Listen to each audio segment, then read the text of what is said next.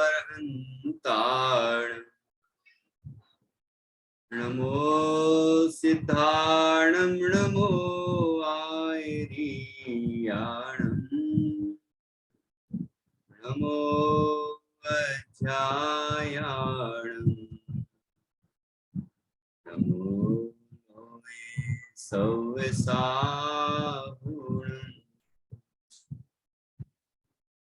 मंगलम भगवान वीरो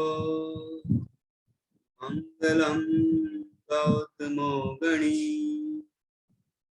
मंगलम कुंद कुंदाद्यो जैन धर्मो सुमंगलम सर्वमंगल मांगल्यम सर्वकल्याणकारकम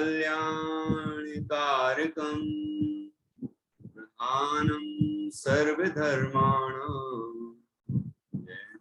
जयतु शासनं जयतु शासनम्।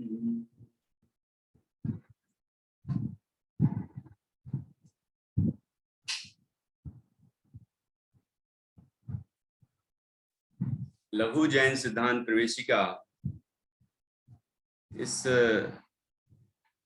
इसके 91 प्रश्न हो गए हैं, 91। आज हम उसके आगे बढ़ेंगे। कल हमने अनेकांत और स्यादवाद की चर्चा की थी। अनेकांत जो प्रत्येक वस्तु का स्वरूप है और स्यादवाद उसके कथन करने की पद्धति है, शैली है, वस्तु को समझने का एक माध्यम है, तरीका है। वो दोनों बातें हमने समझी कि मैं अनेकांतात्मक वस्तु हूँ, प्रत्येक वस्तु अनेकांत स्वरूप है, अनंत धर्मात्मक है, अस्ति नास्ति नित्य अनित्य आदि अनंत धर्म से संपन्न है। और उसको स्यादवाद पद्धति से समझा जाता है। एक धर्म से जब वस्तु को समझते हैं तो अन्य धर्म को गौण करते हैं और इस तरह पूरी वस्तु समझ में आ जाती है। कथनचित किसी अपेक्षा से, किसी दृष्टि से, मुख्य गौण की व्यवस्था से हम वस्तु को समझते हैं और इसी स्यादवाद के अंदर ही प्रमाण, नय, निक्षेप, सप्तभंगी, ये सभी विषय इसके अंदर ही आते हैं। तो विस्तार से अन्य ग्रंथों से और समझना चाहिए। हमने द्रव्य संग्रह में भी निश्चय नय, व्यवहार नय की चर्चा की थी, उनके भेदों पर भी चर्चा की थी। ये सभी स्यादवाद के अंदर आते हैं और हम इस पद्धति से वस्तु को समझते हैं, अनेकांत स्वरूप वस्तु को समझते हैं। तो इस तरह हमने अनेकांत और स्यादवाद की चर्चा कल की थी। अब हम आगे बढ़ रहे हैं।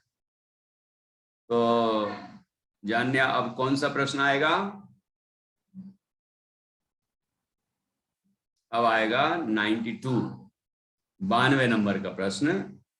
सम्यक्त गुण किसे कहते हैं? देखो पीडीएफ में दिखाता हूं आपको।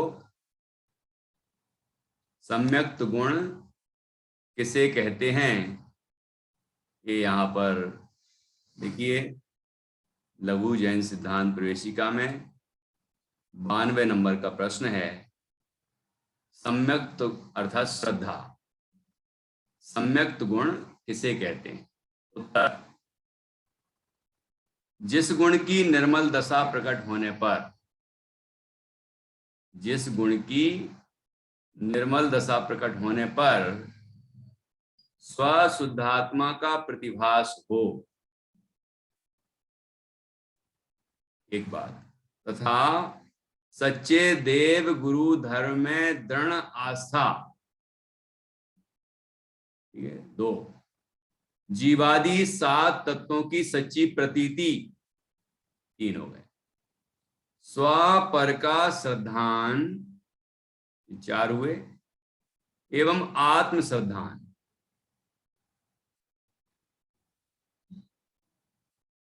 इन लक्षणों के अविनाभाव सहित जो श्रद्धान होता है वह निश्चय सम्यक दर्शन है। प्रारंभ में भी परिभाषा में लिखा है, जिस गुण की निर्मल दशा प्रकट होने पर स्वशुद्धात्मा का प्रतिभास हो, यथार्थ प्रतीति हो। तो अब जब यथार्थ प्रतीति होती है तो ये चारों बातें प्रकट होती हैं। कौन कौन सी चारों बातें?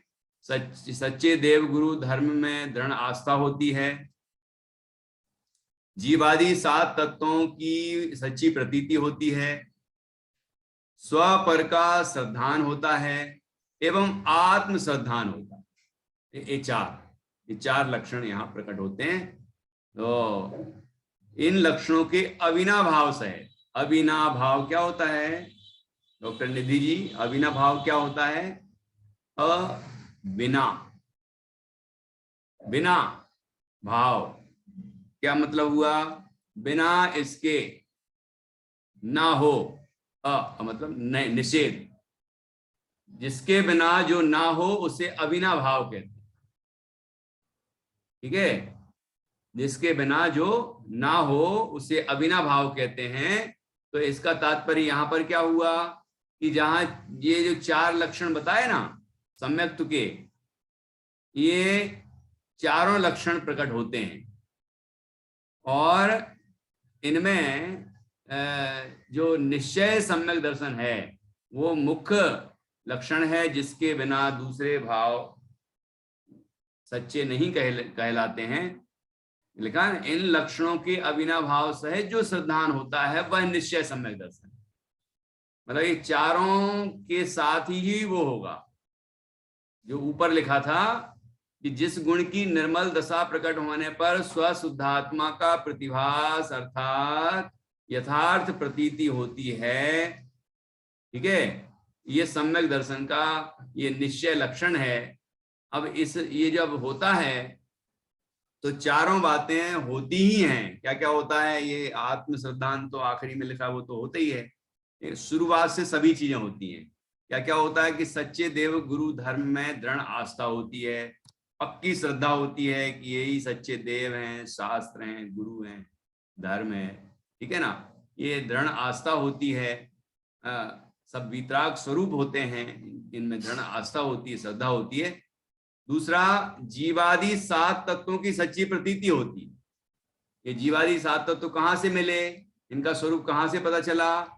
कि उनका मूल स्रोत है जो पहला लक्षण बताया कि सच्चे देव गुरु धर्म। ठीक है, सच्चे देव गुरु धर्म की जब हमने सच्ची श्रद्धा की तो उनसे हमें क्या मिला? जीवादि 7 तत्व मिले। और जीवादि 7 तत्व से मिलने पर क्या हुआ? ये जीव आदि में क्या क्या आया जानन्या? जीव आदि में क्या क्या लेंगे?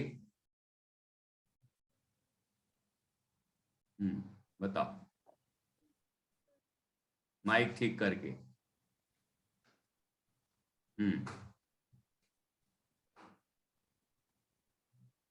नहीं सुनाई दे रहा। जीवादि 7 तत्व कौन से होते हैं?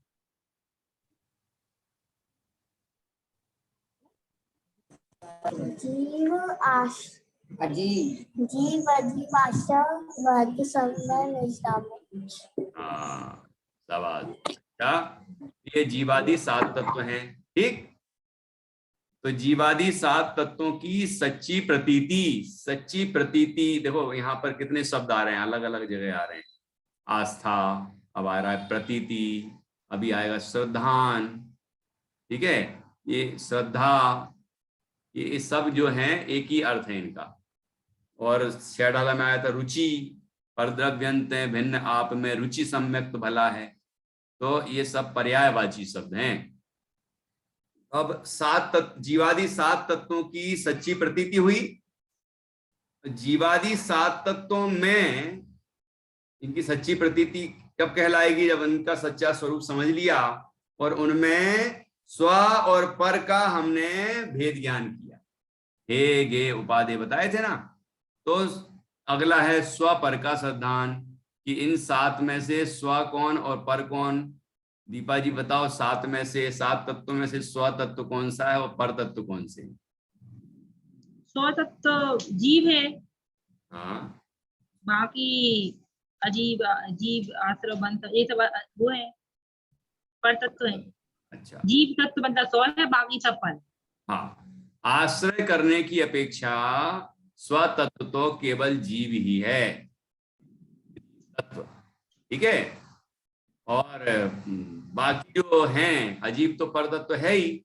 आश्रय, बंध, संवर, निर्जरा, मोक्ष, ये जो हैं ये भी यद्यपि जीव के हैं तथापि आश्रय करने योग्य नहीं है। आश्रय तो है। तो ये मोक्ष भी मतलब परतत्व कहलाएगा। अब आप नहीं बोला अभी हाँ बोला तो है। हाँ, क्यों परतत्व है कि आश्रय करने की अपेक्षा लीन होंगे, किसको अपना मानेंगे, किसमें तन्मयता होगी, मोक्ष तत्व में। मोक्ष पर्याय है, पर्याय होगी कि द्रव्य में होगी, इस अपेक्षा है ना, वो सर्वथा परतत्व नहीं है। तो आश्रय, बंध, समर, निर्जरा, मोक्ष सभी जो जीव परिणाम है वो जीव के ही कहलाएंगे। नाम है कोई शुद्ध परिणाम है ना। आश्रय, बंध अशुद्ध निश्चय के विषय हैं, एक देश शुद्ध निश्चय के विषय हैं, वो साक्षात शुद्ध निश्चय का विषय है। ये हमने द्रव्य संज्ञा में पढ़ा था।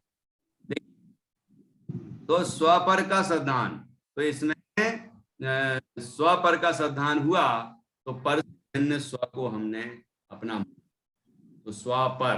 अब स्वपर के बाद देखो अगला सिद्धांत कौन सा आ रहा है, आत्म सिद्धांत। क्योंकि स्वपर में भी प्रयोजनभूत जो है वो अपना तत्व है ना, वो उसका सिद्धांत हुए बिना ये सबका सिद्धांत कैसे कार्यकारी होगा। तो एवं आत्म सिद्धांत आखिरी में लिखा है, लेकिन ये क्रम है। क्रम कैसा है कि जीव को जीवादि सात को सच्चे देव गुरु धर्म का सिद्धांत होना चाहिए। तो देव गुरु धर्म सच्चे मिलेंगे तो हमें जीवादि सात तत्वों का सच्चा स्वरूप मिलेगा। जब जीवादि सात तत्वों का सच्चा स्वरूप समझेंगे तो उनमें हम हे गे उपाधि समझेंगे, स्व और पर समझेंगे, और स्व और पर समझ के पर से भिन्न जब हम आत्म श्रद्धान करेंगे, स्व को आत्मा का श्रद्धान करेंगे, तब हमें सम्यक दर्शन उत्पन्न होगा। ठीक है, इसलिए ये सब अविनाभावी लक्षण है। अविनाभावी मतलब ये जो है, जब निश्चय सम्यक तो होता है, मतलब आत्म श्रद्धान रूप वास्तविक सम्यक तो होता है, तो ये सभी होते ही हैं। ऐसा हो नहीं सकता कि किसी को देवशास्त्र गुरु का श्रद्धान ना हो, देवगुरु धर्म का श्रद्धान ना हो और सम्यक दर्शन हो जाए, है ना। सात तत्वों का श्रद्धान ना हो और सम्यक दर्शन हो जाए, उनमें से स्व और पर का श्रद्धान ना हो और सम्यक दर्शन हो जाए। आत्म श्रद्धान सबसे महत्वपूर्ण है। तो कहीं अन्य अनुयोग में अन्य लक्षण लिखे हैं, तो वो सेम कलर करना है, सेम वो उस अनुयोग की मुख्यता से लिखे हैं। निश्चय, व्यवहार, है ना, अलग अलग अपेक्षाओं से ये चार हैं। ठीक, बाकी ये सब अविनाभावी हैं और आत्म श्रद्धान होने पर ही ये सभी सच्चे होते हैं। ये बात भी हमें समझना चाहिए। यहाँ लिखा है कि इन लक्षणों के अविनाभाव सहित जो श्रद्धान होता है वह निश्चय सम्यक दर्शन है। और क्या लिखा आगे ब्रैकेट में, इस पर्याय का धारक सम्यक गुण है, श्रद्धा गुण है। सम्यक दर्शन और मिथ्या दर्शन उसकी क्रमशः स्वभाव और विभाव पर्याय हैं। हमने अर्थ पर्याय पढ़ी थी इसके पहले, तो उसमें सम्यक दर्शन तो स्वभाव अर्थ पर्याय हो गई और मिथ्या दर्शन वो विभाव अर्थ पर्याय हो गई। सम्यक दर्शन स्वभाव पर्याय है और मिथ्या दर्शन विभाव पर्याय है। सम्यक दर्शन स्वभाव भाव है, जीव का स्वाभाविक परिणमन है, और मिथ्या दर्शन विभाव है। ठीक है, इसलिए सम्यक दर्शन की परिभाषा बताते हुए पुरुषार्थ सिद्धि उपाय में तो स्पष्ट लिखा, आत्म रूपम तत्, ये आत्मा का स्वरूप है ऐसा। ठीक है, और द्रव्य संग्रह में भी आया था कि रत्नत्रय आत्मा को छोड़कर अन्य किसी द्रव्य में होता ही नहीं है, वो आत्मा का स्वरूप है। इसलिए आत्मा ही रत्नत्रय, आत्मा ही मोक्ष मार्ग है, ऐसा आया था। ठीक है, इस तरह हमने यहाँ भी सम्यक्त्व की चर्चा की। यहाँ सम्यक्त्व का अर्थ है श्रद्धा, और यहाँ पर देखिए परिभाषा में सम्यक्त्व को गुण के रूप में लिया, सम्यक्त्व को पर्याय के रूप में नहीं लेके गुण के रूप में लिया। और सम्यक्त्व गुण की पर्याय सम्यक दर्शन और मिथ्या दर्शन बताई, और उनमें सम्यक दर्शन वो स्वभाव पर्याय और मिथ्या दर्शन विभाव पर्याय। जब सम्यक दर्शन प्रकट होता है तो मिथ्या दर्शन का अभाव हो जाता है, और जब मिथ्या दर्शन होता है तो सम्यक दर्शन नहीं होता।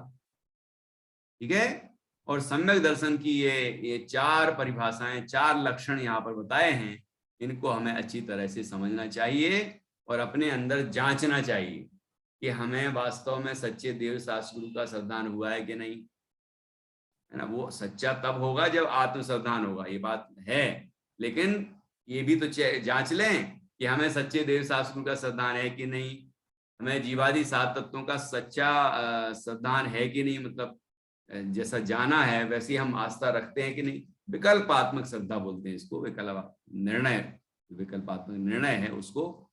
फिर उसमें भी हमने स्व और पर का उसमें वो निकाला है कि नहीं, भेद किया है कि नहीं किया है ना, उसका हमें सच्चा श्रद्धान है या नहीं है, और फिर हमें आत्म श्रद्धान हुआ है या नहीं।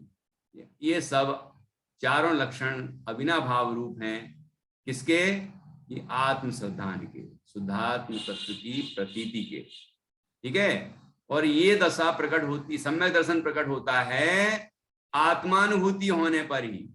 ये बात पक्की समझनी। कोई कहे मुझे सम्यक दर्शन हो गया होगा, ऐसे हो गया होगा नहीं होता। जब होता है तो उस समय अनुभूति होती है आत्मा की, और आनंद का वेदन होता है। ठीक है ना, इस तरह हमें समझना चाहिए। स्वानुभव के काल में ही सम्यक्त्व का जन्म होता है, और सम्यक्त्व जब होता है तो ये चारों लक्षण वहां होते हैं। ये बात हमने इस प्रश्न के उत्तर में समझी। सम्यक्त्व गुण किसे कहते हैं, 92 नंबर का प्रश्न हुआ। ठीक है, अब 93। किसी को इस संबंध में कोई प्रश्न तो नहीं है? फिर मैं आपसे पूछूंगा चार लक्षण कौन से हैं सम्यक दर्शन के। ठीक है, और इनमें निश्चय लक्षण कौन सा कहा गया, निश्चय किसको कहा। ठीक है, और जिसको निश्चय कहा बाकी सब व्यवहार हो गए, तो निश्चय किसको कहा, चलो अभी पूछ लेते हैं, दीपा जी को समझ में आया हो।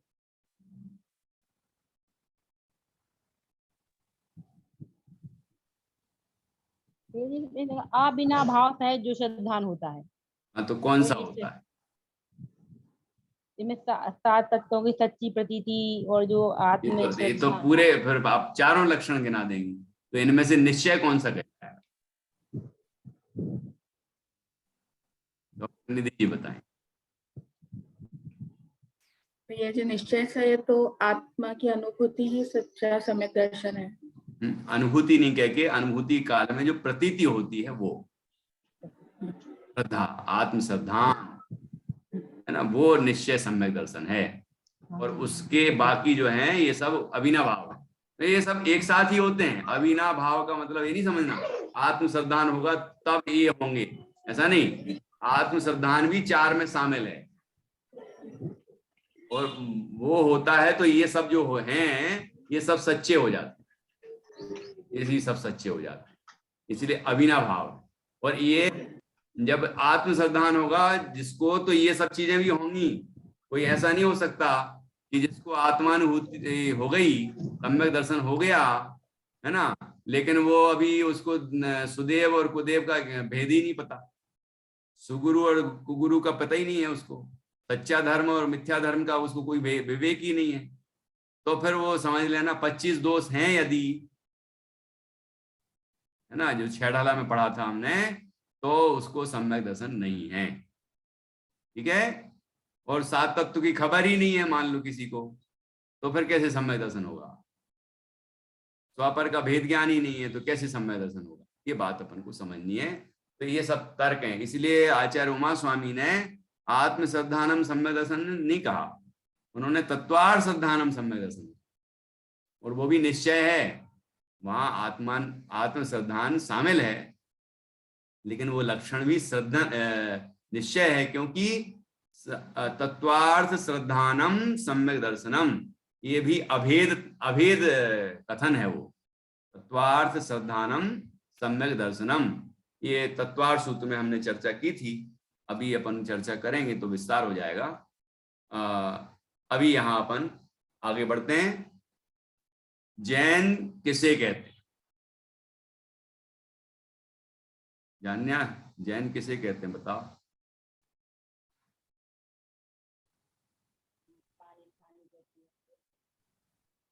आप जैन हैं?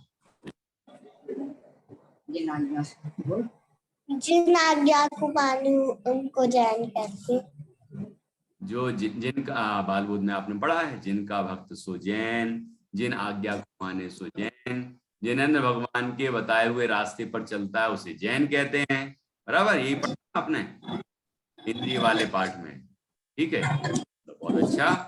अब यहाँ देखिए जैन की क्या परिभाषा बताई है। वो वाली बात भी तो यहाँ है ना, लेकिन कुछ और भी है विशेष। क्या विशेष है देखिए। उत्तर, निज शुद्धात्म द्रव्य के आश्रय से मिथ्यात्व राग द्वेषादि को जीतने वाली निर्मल परिणति जिसने प्रकट की है वही जैन है। दूसरा आगे, मिथ्यात्व के नाश पूर्वक जो जितने अंश में रागादि का नाश करता है वह उतने अंश में जैन है। तीसरा पॉइंट, वास्तव में जैनत्व का प्रारंभ निश्चय सम्यक दर्शन से होता है। यह चतुर्थ गुण स्थान में प्रकट होता है। ये तीन बातें यहां बताई। जैन किसे कहते हैं के जवाब में।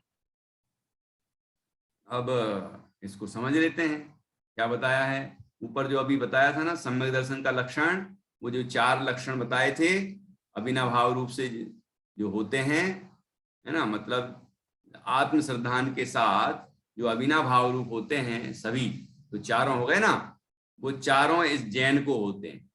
जैन आखिरी में लिखा ना, वास्तव में जैनत्व का प्रारंभ निश्चय सम्यक दर्शन से होता है, यह चतुर्थ गुण स्थान में प्रकट होता है। जैनत्व का प्रारंभ हो गया। अब इसके ऊपर जो लिखा था उसमें क्या बताया, मिथ्यात्व के नाश पूर्वक जो जितने अंश में रागादि का नाश करता है वह उतने अंश में जैन है। देखो, मिथ्या दर्शन का तो पूरा नाश करता है, उसका कोई अंश का नाश नहीं होता, उसका तो पूरा नाश होता है, तब सम्यक दर्शन होता है। उसके बाद बचे जो चारित्र मोह के विकारी परिणाम, मतलब क्रोधादि विकारी भाव, है ना, चारित्रिक कमजोरियां, वो राग द्वेष, उनका जितना जितना नाश करता जाता उतना उतना जैन होता है। तो इसका मतलब ये हुआ कि चौथे वाला भी जैन है, 5वें गुण स्थान वाले जो श्रावक हैं वो भी जैन है, फिर श्रावक और आरिकाएं सभी आ गए 5वें गुण स्थान वाले, और 6वें गुण स्थान वाले जो मुनिराज हैं वो भी जैन हैं, 7वें वाले भी जैन हैं, है ना, आगे श्रेणी वाले भी जैन हैं, और जो 12वें गुण स्थान वाले वो भी जैन हैं। जैनत्व तो पूरा प्रकट हो गया उनको, सच्चे जैन हैं, पूरे जैन हैं। अब उसके बाद तो जैन है कि वो जिन है, उसके बाद वाले बताओ जरा, कौन बता सकते हैं कि आगे अब जैन कहाँ तक कहें, है ना, जैन कहाँ तक कहा जाए और फिर कहाँ से जैन नहीं कहे जाएंगे। अब 13वें गुण स्थान से जैन हो जाते हैं अरिहंत भगवान, तो उनको जैन कहेंगे कि जिन? जिन कहेंगे। हाँ, क्योंकि उनका ही भक्त तो जैन है, अब उनको ही जैन कहेंगे तो क्या कहें बताओ। उनका अनुसरण हम, बाकी सब जो इतने 12वें गुण स्थान वाले तक हैं वो सब उनका अनुसरण करते हैं, जिनेंद्र भगवान का। तो वो 12वें 13वें गुण स्थान वाले हैं, है ना, बाकी तो गुण स्थान अतीत हैं। तो ये तो जिन है, ये अरहंत और सिद्ध जिन है, स्थान अतीत है जो वो सिद्ध भगवान। तो अब उनका जो भक्त है वो जैन, उनकी आज्ञा मानता है वो जैन, उनके बताए हुए रास्ते पर चलता है वो जैन। तो ये जैन कौन कौन कहलाएंगे कि चौथे से लेके 12वें वाले सब जैन। ठीक है, उसके नीचे वाले कौन है?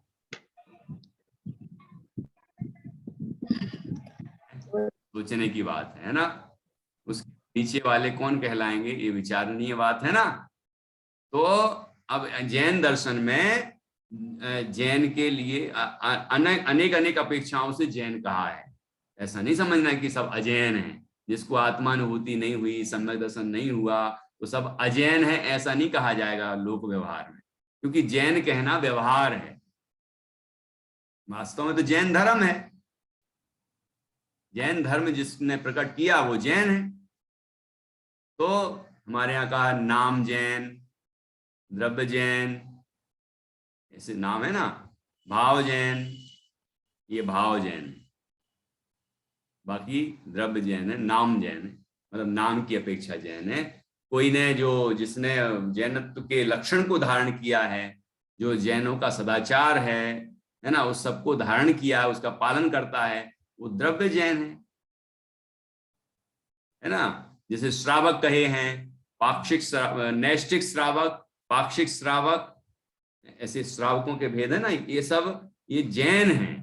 तो ऐसा कोई बात कही जाए तो सर्वथा ऐसे नहीं लेना चाहिए कि अरे सम्यक दृष्टि ही जैन है, तो अब तो जैन तो बचे ही नहीं इस दुनिया में। जैन मतलब ये भारत देश में या अभी जो दुनिया कही जाती है उसमें तो जैन कितने होंगे, एक आध दो ही होंगे, ऐसा फिर हम ऐसा सोचने लग जाएंगे। तो ये देखो, हमें ये प्रेरित कर रही है परिभाषा कि हमें सच्चा जैन बनना है। हमें केवल जैन है ये कहला के संतुष्ट नहीं होना है। हम जैनों की क्रियाएं पाल के अपना जैन अपने को समझते हैं, उतने में संतुष्ट हैं, वहां संतुष्ट नहीं होना है। हमने जिनवाणी का स्वाध्याय कर लिया, बहुत सारा ज्ञान हो गया है हमें, है ना। हम जिन मंदिर प्रतिदिन जाते हैं, सारे नियमों का, व्रतों का, सब चीजों का बराबर पालन करते हैं हम, तो हम सच्चे जैन हो गए और हम संतुष्ट हो गए। तो ऐसा नहीं सोचना है हमें, बल्कि हमें आगे बढ़ना है कि हमें जिनेंद्र भगवान की हमने वास्तव में आज्ञा मानी कि नहीं मानी। भगवान ने तो कहा था कि तुम आत्मा हो और अपने आत्मा का अनुभव करो, अपने को सिद्ध समान जानो, हैं, और हमारे जैसे बन जाओ। ये हमें उनने मार्ग बताया था, मोक्ष का मार्ग बताया था। और हम मोक्ष मार्ग में पहला कदम भी नहीं रखें और फिर हम संतुष्ट हो जाएं और कहें हम तो जैन हैं। तो यहां हमें आगे बढ़ना, ऊंचा चढ़ने का मार्ग है, ये ऊंचा चढ़ने का उपदेश है, ठीक है ना। तो इस तरह हमें यहाँ ये परिभाषा में ये बताया है कि हमें वास्तव में जैन बनना है तो कैसे बने और हम उसके लिए प्रेरित हों। ठीक, तो सबसे शुरू में जो परिभाषा बताई अब उसको पढ़ते हैं वापस। निज शुद्धात्मा के आश्रय से, इसके आश्रय से निज शुद्धात्मा। यहाँ हाथ रखते ही कैसा लगता है कि ये निज शुद्धात्मा के मतलब ये शरीर के, इस शरीर से भिन्न जो ज्ञान स्वरूप तत्व है उसके हैं। अब लिखा है आश्रय से। ये आश्रय क्या होता है? आश्रय का मतलब निज शुद्धात्मा की श्रद्धा, निज शुद्धात्मा का ज्ञान, निज शुद्धात्मा में लीनता, ये आश्रय। परिणति जब द्रव्य में समा जाए, द्रव्य के सन्मुख हो जाए, अपने आत्मा के सन्मुख हो जाए, तो वो आश्रय हुआ। आश्रय हुआ ना, उसका अवलंबन लिया, उसमें लीन हुआ, उसकी श्रद्धा ज्ञान किया, उसमें लीन हुआ, उस पर दृष्टि हुई, तो ये आश्रय हुआ। ठीक है, निज शुद्धात्मा, शुद्धात्म द्रव्य के आश्रय से। शुद्धात्म द्रव्य बोला है तो जो शरीर आदि नौकर्म है, बाहर के धन संपदा वैभव सब कुछ ले लो, उन सबसे भिन्न, और जो रागादि विकारी परिणाम है, क्रोधादि भाव है, उस सबसे भी भिन्न, और जो कर्म है उन सबसे भी भिन्न। ठीक है, ज्ञानावर्णादि कर्म है, रागादि विकारी परिणाम है, उन सबसे भिन्न जो त्रैकालिक ध्रुव शुद्ध चैतन्य तत्व है, वो शुद्धात्म द्रव्य है। तो ऐसा मैं भी हूं। तो निज शुद्धात्म द्रव्य की श्रद्धा ज्ञान और उसमें लीनता से, अर्थात आश्रय से, मिथ्यात्व राग द्वेष आदि को जीतने वाली, देखो मिथ्यात्व को जीता, जैसे ही अपनी आत्मा की अनुभूति हुई और आत्मा की श्रद्धा हुई कि मैं आत्मा हूं, ऐसी श्रद्धा हुई, तो मिथ्यात्व का अभाव हो गया, और उसी समय अनंतानुबंधी संबंधी राग द्वेष का भी अभाव हो गया। और उसके बाद जैसे ही जैसे स्वरूप स्थिरता बढ़ेगी और ये राग द्वेष आदि परिणाम नष्ट होते जाएंगे, तो उतने उतने अंशों में वह जैनत्व प्रकट होता जाएगा। ठीक है, तो निःशुद्धात्म द्रव्य के आश्रय से मिथ्यात्व राग द्वेष आदि को जीतने वाली निर्मल परिणति जिसने प्रकट की है वही जैन है। ठीक है, वही जैन है। चौथे गुण स्थान से लेकर 12वें गुण स्थान तक की जिसने परिणति प्रकट की है वो जैन है। उसके बाद तो जिन है। ठीक है, मिथ्यात्व के नाश पूर्वक जो जितने अंश में रागादि का नाश करता है वह उतने अंश में जैन है। वास्तव में जैनत्व का प्रारंभ निश्चय सम्यक दर्शन से होता है, यह चतुर्थ गुण स्थान में प्रकट होता है। इस तरह यहाँ पर हमने जैन की परिभाषा समझी और जैनत्व किस तरह प्रकट होता जाता है और जैनत्व का प्रारंभ कहाँ से होता है, ये सब बातें हमने समझी। और जैनत्व जब प्रकट होता है तो क्या क्या विकार नष्ट होते हैं वो भी हमने समझा, अस्थि से नास्ति से सब तरह से। और साथ में हमने और भी चर्चाएं की जैन के संबंध में। ठीक है, चलिए अब हम आगे बढ़ते हैं। यहाँ कोई प्रश्न तो नहीं है, कोई बात समझ में नहीं आई हो तो हम आगे बढ़ें। हाँ बोलिए निधि जी। भैया जी फिर 1 से 3 गुण स्थान वालों को क्या बोलेंगे? क्या बोलेंगे? 1 से 3 गुण स्थानों वालों को निश्चय से बात चल रही ना यहाँ पर। यहाँ कौन सी बात चल रही है? किस नए से? जिस नए से बात चल रही है उस नए से ही हम उस अन्य को देखेंगे। तो जिनको निश्चय सम्यक दर्शन नहीं हुआ है ना, वो सब अजैन हैं। क्या कौन से नए से बात चल रही है? निश्चय नए से, व्यवहार नए से बात नहीं चल रही। ये मत कहने लगना कि को अजैन कहने लग जाओ।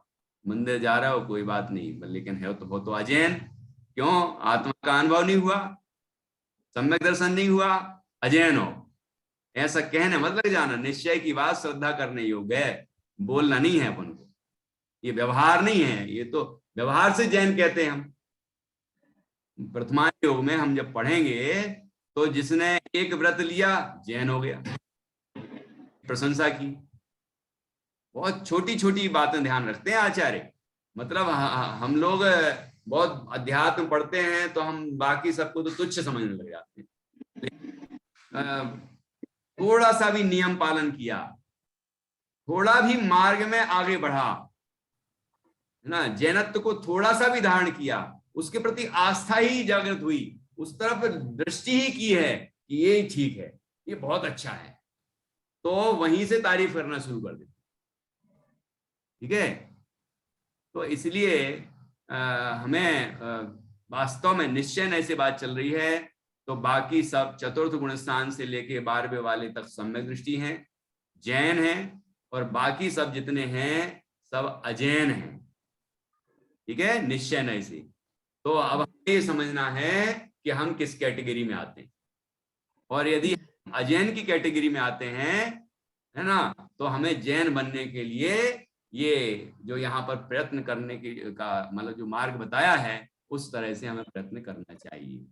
ठीक, और व्यवहार नय को गौण किया है, निषेध नहीं किया है, तो उस व्यवहार की बात भी हमें समझना चाहिए कि हम सबको जैन कहते हैं। जैन समाज इतनी बड़ी है, करोड़ों जैन हैं, मतलब जितने भी जैन हैं तो उन सबको हम जैन कहते हैं। कोई मंदिर जा रहा है जैन साहब, कोई रात्रि भोजन नहीं कर रहा है, बिना छना पानी नहीं पी रहा है, हम कहते हैं जैन साहब हैं ये। शाम को भोजन जैसे ही टिफिन खोलते हैं तो ये जैन है क्या? ये हमारे पहचान हो रही। छन्ना पानी का छन्ना लिए है, पानी डबल छन्ने से छान रहा है पानी, जैन साहब, है ना। तो ऐसी एक पहचान है। तो ऐसा नहीं कहने लगना कि वो जैन नहीं है। ये बोलना नहीं है, मतलब लोक व्यवहार की बात नहीं है, बोलचाल की, ये समझने की बात है। और ये नहीं समझना कि दुनिया भर के लोग जैन नहीं है, ये समझना है कि हम जैन है कि नहीं है। निश्चय नहीं तो हमें अपने अपने हित की प्रयोजन की बात को बतलाता है। तो हमें ये समझना है कि हम जैन हुए कि नहीं हुए। यदि हम जैन नहीं हुए हैं तो हमें जैन होना है, और उसका उपाय क्या है? जो ऊपर जैन की परिभाषा में बताया। ओ ऊपर एक और परिभाषा थी, इसमें तो बताई है, लेकिन और अच्छा जो बताया, और है ना, सम्यक गुण, क्योंकि इसमें लिखा ना सम्यक दर्शन से ही प्रारंभ होता है जैनत्व का। तो सम्यक दर्शन क्या है, 4 लक्षण कौन से हैं सम्यक दर्शन के, ये हमारे अंदर प्रकट हुए हैं कि नहीं हुए हैं, ये हमें अपना आकलन करना, अपने लिए अपना हित करना हमें, है ना। और कुछ तो नहीं पूछना, किसी को पूछना है? निधि जी आपको ख्याल आ गया? हाँ। ठीक है, आगे बढ़ते हैं, दीपा जी की तरफ जाते हैं। आप पूछिए, फिर अपन 4 का विषय प्रारंभ कर रहे हैं। भैया जी, मिथ्यात्व के नाश पूर्वक जो जितने अंश में राग आदि का नाश करता है, मिथ्यात्व का पूरा नाश हो जाना है, जिसमें जो जैन में लिखी है ना, मिथ्यात्व के नाश पूर्वक जो जितने अंश में राग आदि का नाश करता है, तो मिथ्यात्व का पूरा नाश हो जाए और राग आदि का जितने अंश में वो नाश हो, उतने अंश में जैन है, ये पूरा समझा दीजिए। हाँ ठीक है, देखिए मिथ्यात्व का तो पूरा नाश होता है। मिथ्यात्व का अर्थ क्या है? मिथ्यात्व की परिभाषा पढ़िए ना, उल्टी मान्यता। हाँ, उल्टी मान्यता। अब उल्टी मान्यता रहेगी तो वो थोड़ी सी उल्टी और थोड़ी सी सुल्टी, ऐसा रहेगा क्या? थोड़ी सी उल्टी थोड़ी सी सीधी, ऐसा होगा क्या? या तो उल्टी होगी या सीधी होगी, बराबर। तो इसीलिए मिथ्यात्व का तो पूरा नाश होना चाहिए, ठीक है। इसलिए लिखा है मिथ्यात्व के नाश पूर्वक जो जितने अंश में राग आदि का नाश करता है। अब आगे बात बढ़ती है, जैसे बाल बोध में पढ़ा था, दूसरे भाग में वो स्तुति है ना, सर्वज्ञ हितंकर वाली, उसमें आया है मिथ्यात्व का नाश हुए बिना धर्म का प्रारंभ नहीं होता। आया है कि नहीं? हाँ, मिथ्यात्म का हो विनाश जीवों की हम करना पाले। हाँ, ये वाला ठीक है ना। अब मिथ्यात्व का नाश हुए बिना जैनत्व का प्रारंभ नहीं होता, तो फिर जैनत्व, जब मिथ्यात्व बना रहेगा तो जैनत्व कहां से आएगा? और मिथ्यात्व जब तक है तब तक दूसरे विकार नष्ट हो ही नहीं सकते। कोई कहे कि वो व्यक्ति तो बिल्कुल क्षमाशील है, तो गुस्सा नाम की तो चीज ही नहीं है उसके अंदर, लेकिन यदि वो मिथ्या दृष्टि है तो वो क्रोधादि कसायों की मंदता वाला जीव है। वो मतलब अनंतानुमंदी, अत्यंत मंद है उसके। अनंतानुमंदी की भी 6 लेस्याएं होती है ना, तो किसी को शुक्ल लेस्या हो जाए, शुक्ल लेस्या हो जाए, लेकिन है तो अभी अनंतानुमंदी, नष्ट थोड़ी हुई, तो वो मिथ्या दृष्टि है। मिथ्या तो होता है तो अनंतानुमंदी भी होती है, ठीक है ना। तो इसलिए पहले मिथ्यात्व का नाश होना चाहिए और सम्यक्त्व का जन्म होना चाहिए, सम्यक दर्शन प्रकट होना चाहिए। तो सम्यक दर्शन होने, मिथ्यात्व का नाश होने पर अनंतानुमंदी का भी नाश होता है, और तब सम्यक दर्शन प्रकट होता है, तो तभी वो जैनत्व प्रारंभ होता है। उसके बाद जितना जितना रागादि भाव, मतलब जो अन्य अन्य कसाएं बची ना, अप्रत्यक्षानुवरण, फिर प्रत्यक्षानुवरण, फिर संज्वलन, वो जितने जितने अंशों में नष्ट होती जाएंगी, उतना उतना जैनत्व उसके अंदर प्रकट होता जाएगा और फिर जैन बन जाएगा। जो साधक हैं चौथे से लेके 12 वाले, वो जैन हैं, और साध्य अवस्था प्रकट हो गई तो वो स्वयं जैन हो गए, ठीक है ना। और कुछ पूछना है? दीपा जी को स्पष्ट हो गया विषय? और कुछ तो नहीं पूछना? ठीक है, जानने को कुछ पूछना है? हाथ तो खड़ा करी थी तुम बताने के लिए, कुछ बताना है क्या? नहीं, ठीक है। तो अब हम आगे बढ़ते हैं। ये आगे का कौन सा है? चारित्र किसे कहते हैं? अब तो यहाँ से प्रकरण चारित्र का प्रारंभ हो रहा है। ये सम्यक दर्शन का प्रकरण हो गया, और सम्यक दर्शन के पहले वैसे ज्ञान के ही भेद थे, वो जो चेतना के रूप में लिए ना, वो सब, वो सम्यक दर्शन होने पर ही ज्ञान, सम्यक ज्ञान होता है। अब उसके जो भेदों की चर्चा है वो पहले हो चुकी है, अब चारित्र की चर्चा होती है। तो यहाँ से चारित्र किसे कहते हैं, फिर आएगा विषय, अभी चारित्र में जो कसाय शब्द आएगा ना, तो यहाँ पर कसाय किसे कहते हैं ये भी आ गया। फिर चारित्र के कितने भेद हैं, और उनके भेदों के भी, जो भेदों का क्या स्वरूप है एक एक का, ये सब विषय यहाँ पर 100 नंबर तक के प्रश्न के अंदर आएगा। ठीक है, फिर विषय और आगे बढ़ेगा। तो ये प्रकरण चारित्र वाला 100 नंबर तक है, इसको हम समझेंगे क्रम से।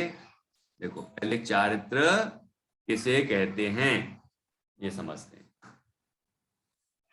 निश्चय सम्यक दर्शन सहित स्वरूप में चरण करना, रमना, अर्थात अपने स्वरूप में, अपने स्वभाव में अकसाय रूप प्रवृत्ति करना चारित्र है।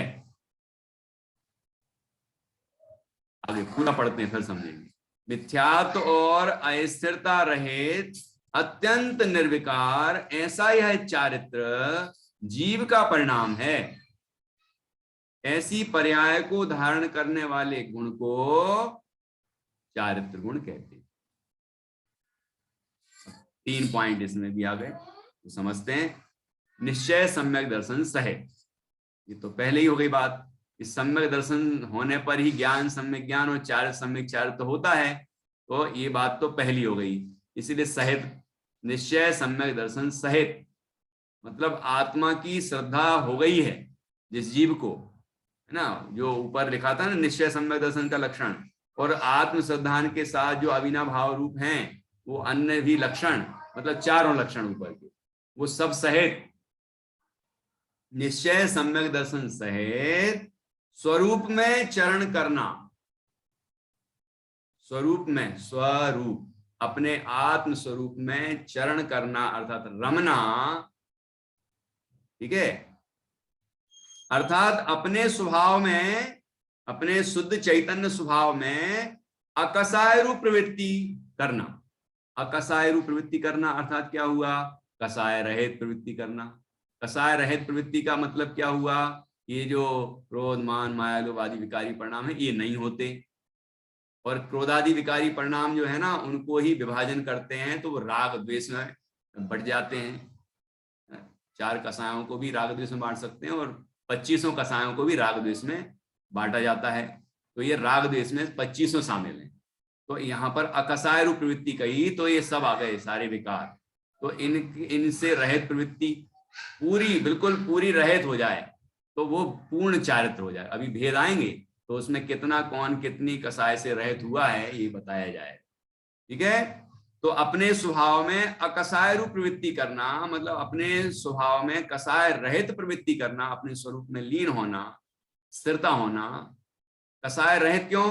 क्योंकि जब स्वरूप में स्थिरता होगी तो कसाय कैसे होगी? जब स्वरूप से बाहर आता है तो कसाय होती है, और जब